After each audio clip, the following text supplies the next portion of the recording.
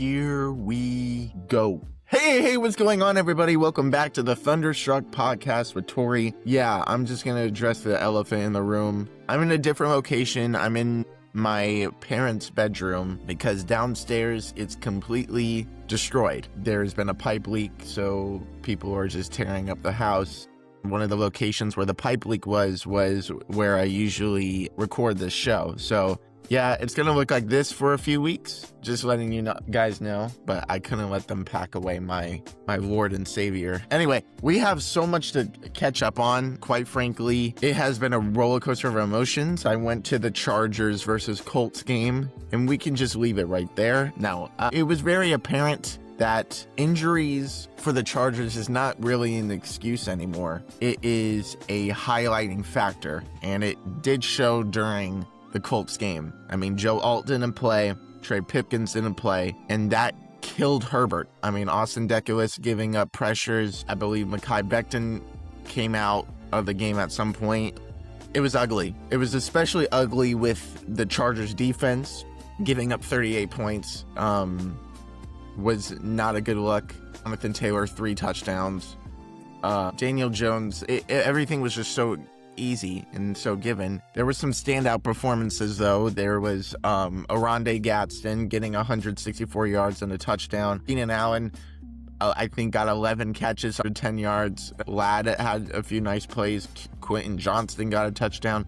And also Justin Herbert, even though he threw 2 interceptions, he got his career high in yards. And nothing is more of a Chargers quarterback stat that you can get your career high in passing yards and still lose the game. I remember Phillip Rivers back in 2015 getting 503 yards in Green Bay and still losing the game. So that's nothing new for me. But then I was like, we need to bounce back. I mean, just simple as that. If you still look at what we've accomplished this year, we still only have 3 losses, but we can't fall with 4 losses. And this was the game to do it. Chargers versus Vikings. And guess what happened? Joe Alt makes a return from that high ankle sprain that kept him sidelined from week 4 all the way to now. And I'm not going to say here like Justin Herbert was under no pressure. I think he got sacked once and there was still a few pressures given up. But this offense looks like a totally different offense when Joe Alt is on the field. Now, with a lot of teams in the NFL, such as, you say the Eagles or the 49ers, or especially the 49ers, who are dealing with injury and they're still really successful, and you're like, God, why are they so successful even though Brock Purdy's always hurt, or George Kittle, and then you have Christian McCaffrey at times not being healthy, and then Fred Warner's out for the year, Nick Bosa's out for the year, and you're sitting here and being like, but how on earth is the 49ers still like 5-2? And it's simple as that, where they have depth pieces. And that's what I was trying to preach all season long. Was you need depth pieces. We need running backs. We need maybe a veteran receiver just in case somebody gets down. A veteran corner, especially right now, because Tarheeb still is going to miss 2 to 4 weeks with the MCL sprain. Are we going to look at any free agents on the corner? I mean, there's Stephon Gilmore. You got, even though he, is up there in age, he has experience, and you can take that to your advantage. Also, Derwin James was injured in the Viking game with a low ankle sprain that we're wanting to maybe monitor to the point where we rest him a game against the Titans. Maybe you sign Marcus May, who stepped up at some point last year against the Falcons with that red zone interception that really made a dent in that game. And also, he has experience with this Jim Harbaugh scheme, so maybe you re-sign him. But I'm getting off track. What I'm trying to say is that the Chargers, when it comes to especially the offensive line, they don't have really good depth pieces. And what I mean by depth pieces is that, sorry, I have a lisp. There's nothing I can do about it.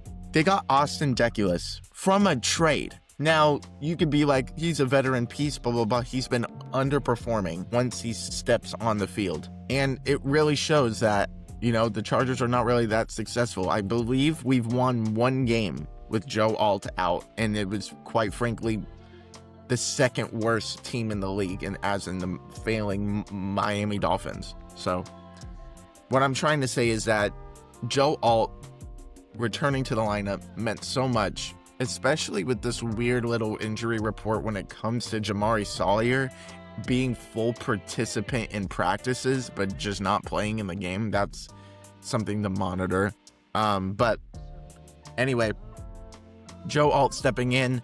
There was one point where he blocked 2 players at once, and that gave Herbert just a few extra seconds, finds Ladd McConkey, gets a 15-yard gain. Like, it is a difference maker, and I'm going to say this right now. I don't care if I sound over dramatic. I'm a theater kid. What do you want me to do? The Chargers season relies on Joe Alt's health. If they want to make a run, all relies on Joe Alt. Rashawn Slater didn't play at all this year because of a season-ending injury back in August that he suffered. Yeah, Joe Alt is the difference maker. Simple as that. I mean, there was plays where Herbert had multiple seconds to throw, and that made the difference. He got to use his legs and get the first down. He got to step up in the pocket and hit Keenan Allen for a 15-yard gain. He stepped up in the pocket and hit Ladd McConkey for a touchdown. He had enough time to throw, finds Oronde Gadsden, who's been looking like prime Antonio Gates. Like, it is amazing what Oronde Gadsden's doing just as a rookie perspective. But that is probably going to be the main focus of this episode, to talk about how important Joe Alt is to this team to keep this man upright. Truly I can say this even year 2 in his career, that he looks like a future Hall of Famer. I also want to mention the defense. Drastically different from the Colts game. I mean, the Colts game, I saw it in person myself. And right when the defense looked like they made a stop, on comes 3rd down for the Colts, and they would convert every single time. 4th, 3rd down was just 100% successful from the Colts. How did the Chargers adjust? They didn't let that happen. Their pressure was amazing. And yes, they were playing an injured Carson Wentz, so that's not really as good as the Indiana Jones season that Daniel Jones has been performing as. But what I'm trying to say is that amazing adjustment, especially when Tarheeb still got out of the game at some point, especially when the scary injury of Derwin James. When I heard he was not coming back into the game, I was really nervous, not only for his health, which I still am. I was nervous that we weren't going to adjust to it, because they have some weapons. I mean, they have Aaron Jones, Jordan Mason. I almost said Tyler Conklin. I wish they had Tyler Conklin, but they have TJ Hawkinson. They have Adam Thielen. They have Jordan Addison, and of course, arguably the best receiver in football next to Jamar Chase and Justin Jefferson. So I was really nervous when Derwin James would get out of the game due to that ankle injury, but we had some players step up. And the first player I'm going to mention who hasn't been really getting any love, and I don't know why. Sounds like a lot of analysts don't actually watch the game. Shocking.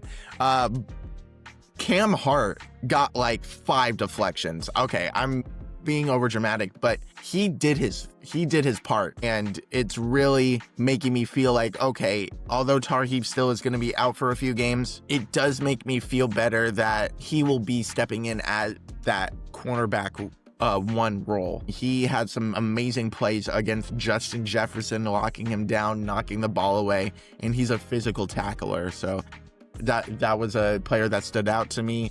Denzel Perryman made a few plays. Welcome back. Khalil Mack got another sack. That's a bar. Yeah, you can see the impact even at 34 years old that Khalil Mack brings to the table.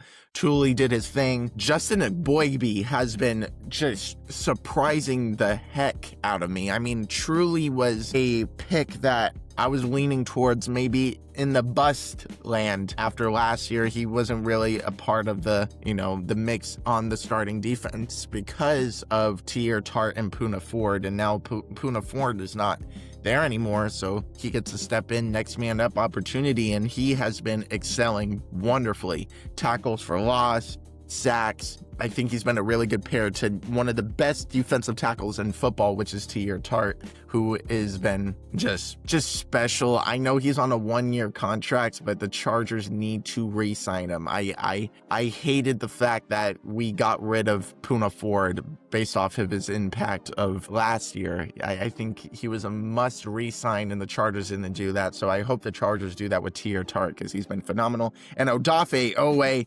making a dent and making sure that this trade was worth it, because man, giving up another key piece as Alohi Gilman was to this team, I was interested. I wasn't nervous. I was interested to see how that would work, and Odafe has been performing pretty dang well. I mean, he's a physical edge rusher that is very athletic and very fast, and he can chase down people for the sack. So shout out Odafe. I hope the Chargers re-sign him as well, along with maybe adding a free agent edge rusher to the mix, or maybe even drafting, but we'll get there when we get there. RJ Mickens getting his first career interception. Just wonderful to see, especially him being a later round pick, and the Chargers have been finding later round pick success. One that I'm going to mention is Kamani Vidal, taking full advantage of his opportunity. Once Amari and Hampton is back, I think that's going to be the two-headed dragon that's going to really make this team successful. For the time being, I don't know when Omari and Hampton is going to be back, unfortunately. I would say maybe Jacksonville in 3 weeks. It would be my guess that he would return to the Jacksonville game, just based off of what I'm hearing, how serious his injury is. If not, maybe after the actual bye week, which, will get him late in November, early December, but we'll see. I really miss him.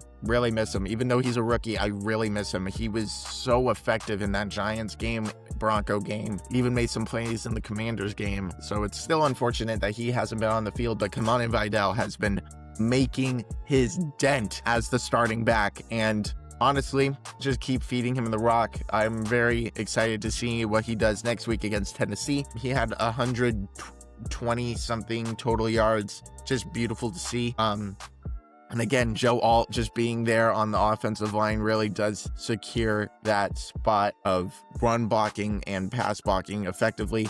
Also, I will say Tucker Fisk needs to play every game. He needs to play every game. And I know he's a tight end that will never catch the ball because Herbert never throws it to him, but he needs to play every game. Why? Because he's been so amazing in the run blocking schemes, to the point where anybody's getting a good look. I believe Jarrett Patterson, the 6th string running back, had a few decent runs. And why? Because they had Scott Matlock in there, they had extra tight ends in there, they had Gadsden, they had Tucker Fisk. I'm a big fan of him. Bring him back as well.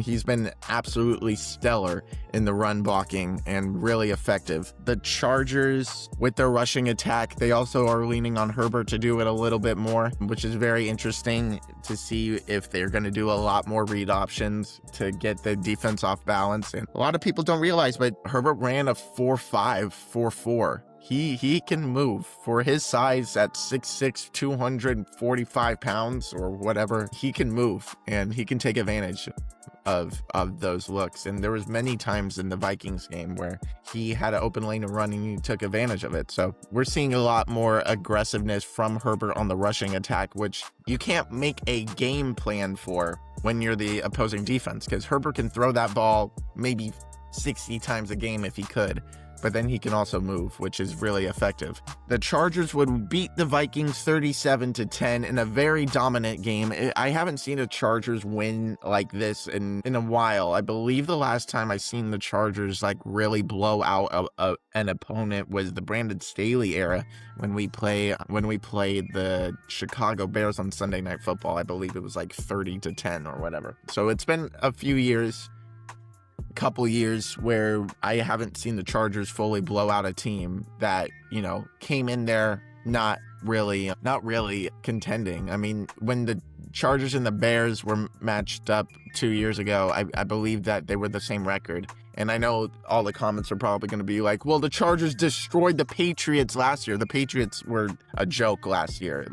I hoped that we blowed them out, but also we weren't at home, we were at New England. So yeah, you can hold that comment. I'm not a fake fan. I do know that the Chargers did blow out the Patriots last year. But what I'm saying is, like, at a game like prime time, a game that was on prime time, to be at home, we had the amazing, I mean, a lot of people are going to say, oh, I don't like the gold anymore because we lost in them. I don't mind the gold, but what I do love is that San Diego Charger navy blue with the helmet, with the jersey. I mean, truly a work of art. I'm that's going to be on my Christmas list this year for sure. But you have that atmosphere in prime time, and I quite haven't felt this energy from the Chargers since that Bears Sunday Night Football game where everything was clicking. There was also a moment in that Patriots game last year where the Chargers gave up an easy touchdown and Drake May made some plays. So even in the blowout, they didn't really look that pretty, especially on how healthy they were. They had Rashawn Slater, they had Joe Alt at right tackle, they had J.K. Dobbins back. They were still a little off on that game, but this was completely dominated. I know that, Herbert threw a pick again.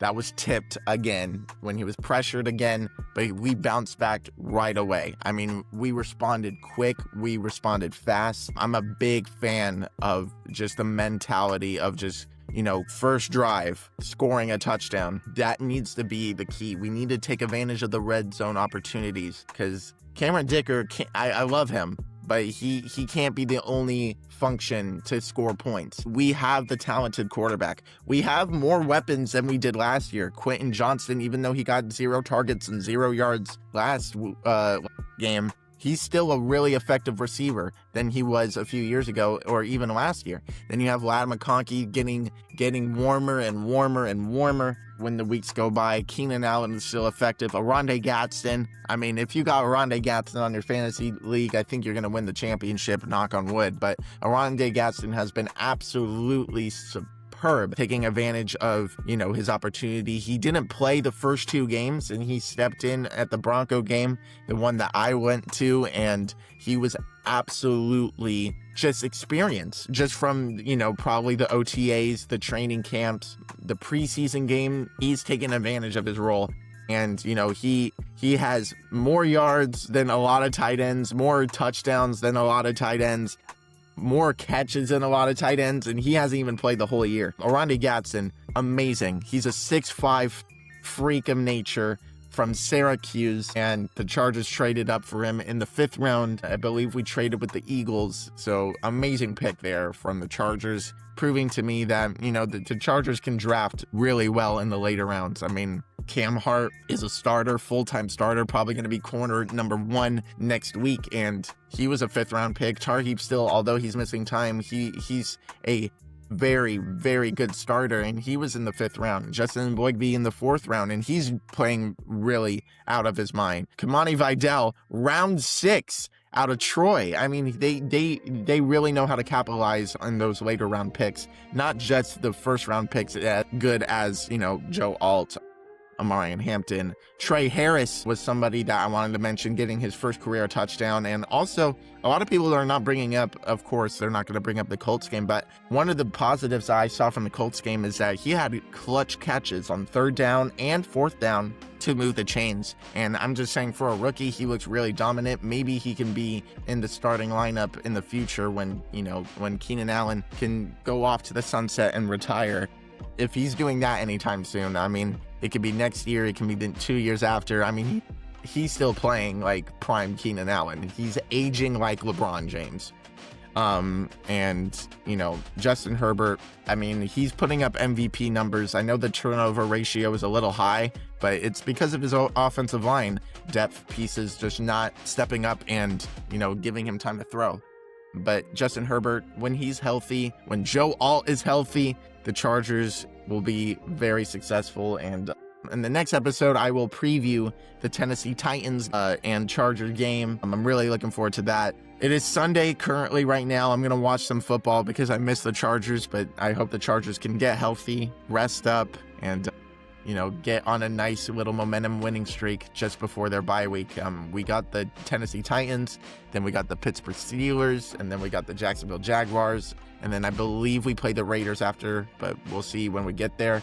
I hope the Chargers really turn it around this year. I hope Joe Alt stays healthy, Herbert stays healthy, and I hope the defense really steps up to the point where they perform like they did against the Minnesota Vikings on Thursday Night Football. All right, guys, that's going to be a wrap for this episode. I hope you guys enjoyed. If you did enjoy, subscribe, put on your post notifications, follow me on the TikTok. I also have been posting some nice game plays when it comes to protection, when it comes to touchdowns. If you like highlights, go follow that. And always remember, bolt up. This will be the destination for a few weeks, but we're still going to be out here talking about the Los Angeles Chargers as we always do. All right, you guys have a great one. Bolt up, and I'll see you in the next one. Have a good one. Peace.